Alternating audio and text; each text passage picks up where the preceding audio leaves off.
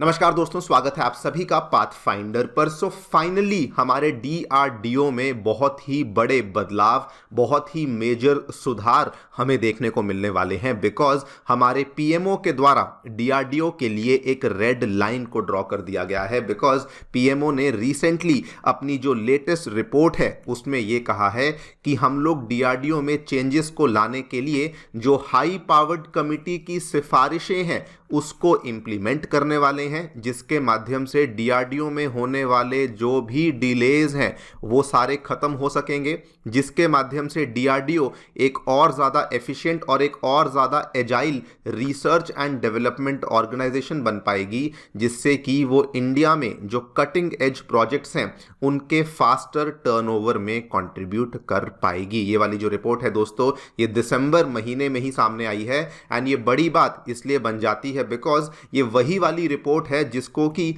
हमारा PMO almost since January implement करने की कोशिश कर रहा था। ये रिपोर्ट तभी सामने आ गई थी, लेकिन इसमें जो डीआरडीओ के सीनियर ऑफिशियल्स हैं और जो डीआरडीओ के सीनियर साइंटिस्ट हैं वही इस रिपोर्ट को लागू होने नहीं दे रहे थे।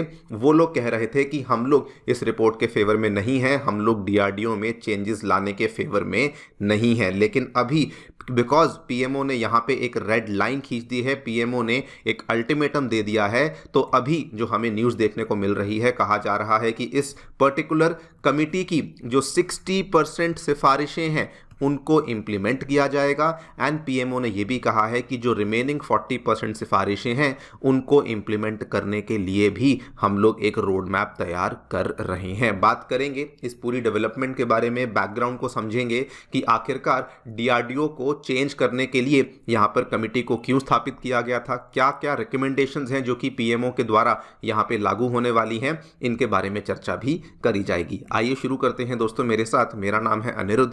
यदि आप लोग हमें फॉलो करना चाहते हैं, हमारे लेक्चर्स के अपडेट्स को प्राप्त करना चाहते हैं, तो यहां पर दिए गए टेलीग्राम चैनल्स के माध्यम से ऐसा कर सकते हैं। दोस्तों आगे बढ़ने से पहले बताना चाहूंगा कि अनअकैडमी ने अपने 9 साल पूरे होने के उपलक्ष्य में अपने सभी ऑफलाइन सेंटर्स में जो जीएस फाउंडेशन बैचेस के दाम हैं उनको कम कर दिया है। आप लोग इनमें जाकर के एनरोल कर सकते हैं at a very very attractive price of 59,999। और हमारे जो बैचेस हैं ये नई दिल्ली के करोल बाग, नई दिल्ली के मुखर्जी नगर, उत्तर प्रदेश के प्रयागराज एवं बिहार की राजधानी पटना में आ चुके हैं, जहां पर हम लोग आपके लिए जीएस बैचेस को शुरू कर रहे हैं, जिसके साथ में आपको हमारे सेंटर्स में सीसैट, ऐसे writing classes, current affairs coverage और टेस्ट सीरीज जैसी सेवाएं भी अवेलेबल करवाई जाती हैं। कोई भी डाउट है, कोई भी क्वेरी है, आप लोग हमारे सेंटर को विजिट कर सकते हैं या फिर सीधा नीचे दिए गए इन फोन नंबर्स पर फोन भी कर सकते हैं। Free study material, Unacademy monthly magazine, UPSC syllabus जैसी चीजें पाने के लिए हमारी ऐप को डाउनलोड कर सकते हैं। इसका लिंक भी डिस्क्रिप्शन बॉक्स में नीचे दिया गया है।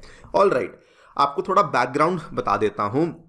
असल में क्या हुआ था, डीआरडीओ को लेकर 2 मेजर रिपोर्ट्स सामने आई थी, जिसने कि डीआरडीओ के अंदर जो मेजर शॉर्टकमिंग्स हैं उनको यहां पर शोकेस किया था। पहली रिपोर्ट जो कि पार्लियामेंट्री स्टैंडिंग कमेटी थी, इसने बताया था कि डीआरडीओ को जो भी मिशन मोड प्रोजेक्ट्स दिए गए थे, यानी कि ऐसे प्रोजेक्ट्स जिनको एक फिक्स्ड टाइमलाइन में पूरा करना होता है, उसमें से 55 में से 23 जो प्रोजेक्ट्स हैं वहां पर सिग्निफिकेंट डिलेज देखने को मिले। वहीं पर हमारे सीएजी की रिपोर्ट सामने आई थी जो कि दिसंबर 2022 में पेश करी गई थी। कहा गया था कि डीआरडीओ के जो प्रोजेक्ट्स हैं उसमें 67% जो प्रोजेक्ट्स हैं वो अपनी प्रपोज्ड टाइमलाइंस को डीआरडीओ वहां पर अडेयर नहीं करता है। एंड वहां पर उन चीज़ों को बेसिकली डीआरडीओ जो है वो इतना डिले कर देता है, जिसमें उन्होंने एग्जाम्पल भी दिया कि फॉर एग्जाम्पल जो एलसीए कॉम्बैट एयरक्राफ्ट तेजस है उसको डेवलप करने में डीआरडीओ को ऑलमोस्ट 30 साल से भी ज़्यादा का समय लग गया। जब ये सारा का सारा बातचीत चल रही थी, इसी चीज़ को सीरियसली लेते हुए हमारे पीएमओ प्राइम मिनिस्टर ऑफिस के द्वारा एक हाई पावर्ड कमिटी को स्थापित किया गया था under the leadership of senior bureaucrat mister Vijay Raghavan. आपको मालूम होगा ये दोस्तों वही विजय राघवन जी हैं जो कि एक टाइम पे हमारे डिपार्टमेंट ऑफ बायोटेक्नोलॉजी को हेड कर रहे थे। एंड इन्हीं के अंतर्गत इस पर्टिकुलर हाई पावर्ड कमिटी को स्थापित किया गया था। और इनकी जो यहाँ पर रिपोर्ट थी उन्होंने अपनी रिपोर्ट को पब्लिश किया, अपनी रिपोर्ट को पेश किया, जिसका टाइटल था redefining defence research and development in India.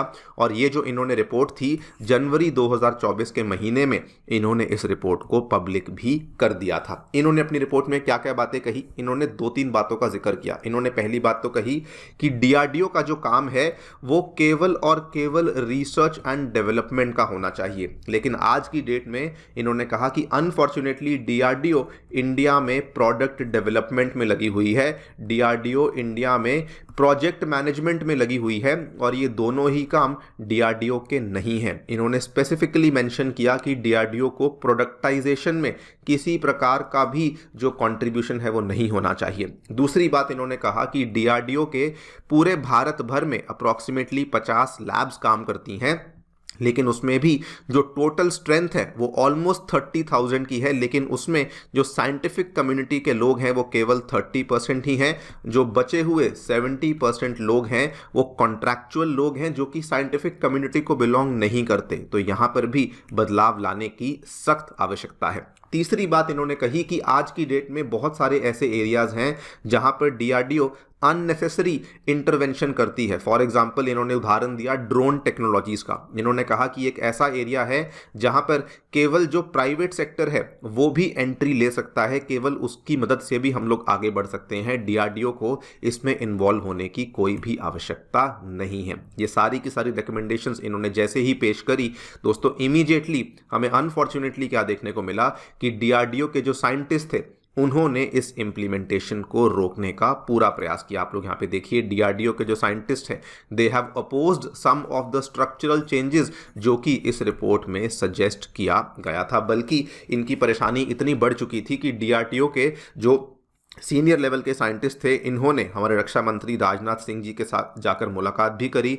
इन्होंने बल्कि ये कहा कि हम लोग इस चीज़ के बिल्कुल फेवर में नहीं हैं। नाउ इसके पीछे रीजंस किसी को नहीं मालूम, लेकिन ये लोग ये चाहते थे कि जैसे डीआरडीओ चलता जा रहा है वैसे ही चलता जाए। यहाँ पर आप देख सकते हैं अक्टूबर 2024 की ये खबर, डीआरडीओ में जो रिवैम्प होने वाला था उसमें इंटरनल हडल देखने को मिली, बिकॉज जो सीनियर साइंटिस्ट थे, जो सीनियर ऑफिशियल्स थे, उन्होंने यहाँ पर इस चीज़ को सपोर्ट नहीं किया। लेकिन दोस्तों ये सारी की सारी प्रॉब्लम्स होने के बाद पीएमओ की जो कमिटी है उन्होंने अब फाइनली रेड लाइन ड्रॉ कर दी है। Over ruling opposition from defence scientist, union government ने कहा आप कुछ भी बोलते रहिए, जो ये रिकमेंडेशंस हैं इनको हम लोग इंप्लीमेंट करने ही जा रहे हैं। And the best part right now क्या देखने को मिला है कि जो रिकमेंडेशंस हैं इसमें 60% ऑफ द मेजर रिफॉर्म्स जो हैं उनको अब एक्सेप्ट कर लिया गया है। जो भी रिफॉर्म्स यहाँ पर विजय राघवन कमेटी के द्वारा सजेस्ट किए गए थे, जो सिफारिशें दी गई थी, उनको अब एक्सेप्ट कर लिया गया है। एंड ये भी कहा गया है कि जो बचे हुए 40% रिफॉर्म्स हैं उसको भी इंप्लीमेंट किया जाएगा। बस डीआरडीओ के ऑफिशियल्स ने जो यहां पर कहा है, उन्होंने कहा है कि जो तरीका आप लोग अपना रहे हैं, हम चाहते हैं कि तरीका थोड़ा सा बदला जाए, लेकिन हम लोग आपके द्वारा जो प्रस्तावित किए गए रिफॉर्म्स हैं उसके खिलाफ नहीं है। जस्ट जो मैकेनिज्म है उसको आप लोग यहाँ पर बदल लीजिए। यानी कि कुल मिला के जो चेंजेस हैं वो फाइनली अब हमें डीआरडीओ में देखने को मिलने वाले हैं। अब इसका फ़ायदा क्या होगा? सबसे पहला फ़ायदा यही होगा दोस्तों कि डीआरडीओ जो है वो इवेंचुअली अब केवल और केवल रिसर्च एंड डेवलपमेंट के ऊपर काम करेगी। अभी तक जो DRDO product development, product management पे काम कर रही थी वो वाला काम बंद हो जाएगा एंड इसका मेन फोकस केवल R&D ही रह जाएगा। एक और रीज़न से एक बहुत ही बड़ा डेवलपमेंट बन जाता है दोस्तों। जो विजय राघवन कमेटी ने अपनी स्टडी करी थी उसमें उन्होंने बताया था कि डीआरडीओ में जो 60% ऑफ द डिलेज होते हैं ये इंटरनल इश्यूज की वजह से होते हैं, जैसे कि कोई टेक्नोलॉजी अवेलेबल नहीं है। जो बचे हुए 18% डिलेज होते हैं ये आर्म्ड फोर्सेस की वजह से होते हैं, बिकॉज वो टाइम टू टाइम जो यहां पर टारगेट्स हैं उनको चेंज करते रहते हैं, तो डीआरडीओ को काफी दिक्कतें आती हैं। अब जो चेंजेस होंगे उससे ये वाले जो डिलेज हैं वो तो कट शॉर्ट होंगे ही होंगे, लेकिन साथ में इससे ये भी फायदा होगा कि डीआरडीओ जो है वो नए प्रोजेक्ट्स के ऊपर भी काम कर पाएगा। And the most important point, जो इंडिया कोशिश कर रहा है कि डिफेंस के क्षेत्र में हम लोग हमारे इंपोर्ट्स को कम कर सकें, हम लोग हमारे एक्सपोर्ट्स को बढ़ा सकें, जिसमें आपको मालूम होगा हमारा टारगेट 35,000 करोड़ का है बाय द ईयर 2025, वो भी हम लोग अचीव कर सकेंगे अगर हम लोग वाकई में डीआरडीओ में इन चेंजेस को यहाँ पर लेकर आते हैं। देखते हैं क्या होता है। आपकी क्या राय है हमें डेफिनेटली बताएं कमेंट सेक्शन में। Thank you so much for listening, stay tuned.